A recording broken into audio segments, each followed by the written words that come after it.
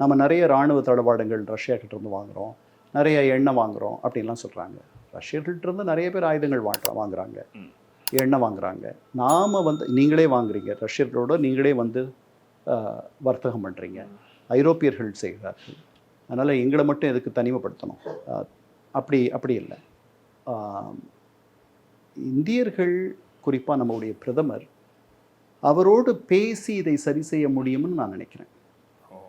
அதை தான் அவர் விரும்புகிறாரோன்னு எனக்கு தோணுது. ஏன்னா இலான் மஸ்க்குக்கும் அவருக்கும் நடந்த அந்த சச்சரவு போது 2 பேரும் கடுமையாக ஒருத்தரை தாக்கிக்கிட்டாங்க. ஆனால் அதுக்கு பிறகு அதை சரியாயிடுச்சு. அவர் ஃபோனில் பேசினார் மஸ்க்கு. அப்புறம் இவர் இறங்கி வந்தார். நான் அதை கொஞ்சம் வேகமாக என்னென்னமோ எழுதிட்டேன் அப்படின்னு அவர் சொன்னார். அதுக்கப்புறம் கடைசியாக இவர் சொன்னது என்னென்னா, இலான் மஸ்குடைய தொழில்கள்லாம் நசிஞ்சு போகணும்னு நினைக்கிற ஆள் இல்லை நான், அவர்கள் நல்லா இருந்தால் தான் அமெரிக்கர்கள் நல்லா இருக்க முடியும் அப்படின்லாம் சொன்னார்.